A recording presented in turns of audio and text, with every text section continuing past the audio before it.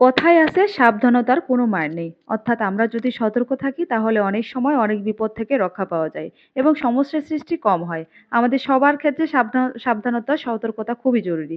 তাই সকলের যেকোনো কাজে সাবধানতা অবলম্বন করা উচিত এবং অন্যদেরকেও সাবধান থাকার উপদেশ দেওয়া হলো। সো হ্যালো এভরিওয়ান, আসসালামু আলাইকুম। কেমন আছেন সবাই? আশা করি সবাই ভালো আছেন। আমি সাদিয়া পরদেশী। আলহামদুলিল্লাহ ভালো আছি। আজকে হচ্ছে আমাদের বাজার করেছি। কি বাজার করেছি আপনাদের সঙ্গে শেয়ার করব। যেহেতু আমি ডেইলি একটা করে ব্লগ দেই তাই ভাবলাম ভিডিও করে নেই। ১ম এ হচ্ছে বিকেল টাইম বাজার করেছি। বিকেলে একটু হালকা করে নাস্তা করে নিবো।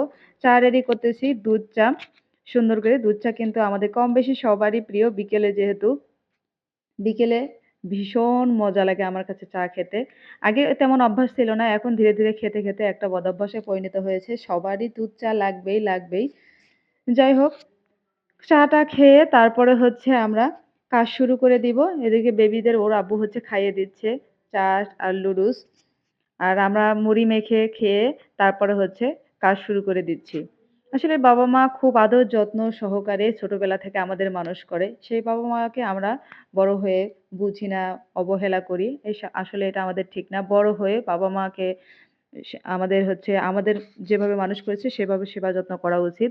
এই যে দেখেন আমাদের হচ্ছে বাজার করেছে নতুন একটা মাছ আনছে। এটা কি জানি মাছ? কাকিলা মাছের মতো। আমি চিনি না। নামটা জানলে আপনারা কমেন্ট করে জানিয়ে যাবেন। আর আনছিল হচ্ছে পাঙ্গাস মাছ। পাঙ্গাস মাছ কেটে একদম করে আনছে। ওটাই আমি ধুয়ে সুন্দর করে কষিয়ে নিচ্ছি। পুরো ভিডিও আপনারা সবাই রান্না-বান্না জানেন। এজন্য পুরো ভিডিও দেইনি। টুকটুক করে আমি নিয়েছি। যাই হোক এই কথা এজন্যই বললাম যে আমরা যারা শহরে থাকি বা গ্রামে থাকি দেখেন দেশের যে পরিস্থিতি আমাদের দেখে এত ভীষণ খারাপ লাগে। চতুর্দিকে শুধু মনে করেন যে আহাজারি আর আহাজারি, কেউ ধর্ষণ হচ্ছে, কেউ খুন হচ্ছে বা কেউ গুম হচ্ছে। ছোট বাচ্চাদের ক্ষেত্রে কিন্তু বেশি হচ্ছে, শিশুদের বিশেষ করে। আর বড়দের কথা তো নাই বললাম।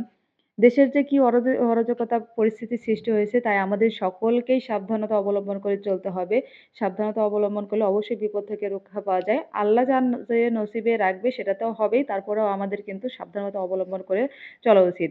এদিকে দেখেন আমি হচ্ছে কাজগুলো সব রান্না-বান্না শেষ করে চুলা-টুলা সুন্দর করে ধুয়ে নিচ্ছি। আমার হচ্ছে পরিষ্কার পরিচ্ছন্ন না থাকলে একদমই ভালো লাগে না। রান্না শুরু করার আগেও আমি পরিষ্কার করব আর রান্না শেষ করার পরেও আমাকে পরিষ্কার করে একদম ধুয়ে মুছে ক্লিন অ্যান্ড ক্লিয়ার করে তারপরে আমি হচ্ছে ফ্রেশ হই।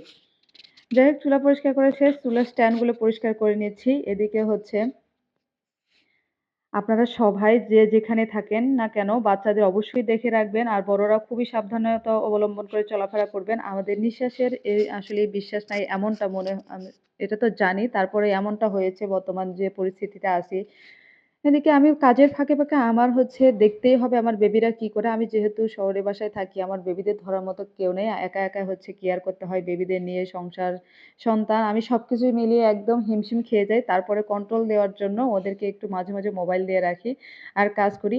আর একটু উঁকি দিয়ে দেখি যে ওরা কি করতেছে। ওরা কিন্তু দুজনে ১ বছরের জুনিয়র অ্যান্ড সিনিয়র বুঝছেন? এজন্য মনে করেন যে সবসময় দুষ্টুমি করে মারামারি ঠেলাঠেলি হুড়োহুড়ি তো আছেই।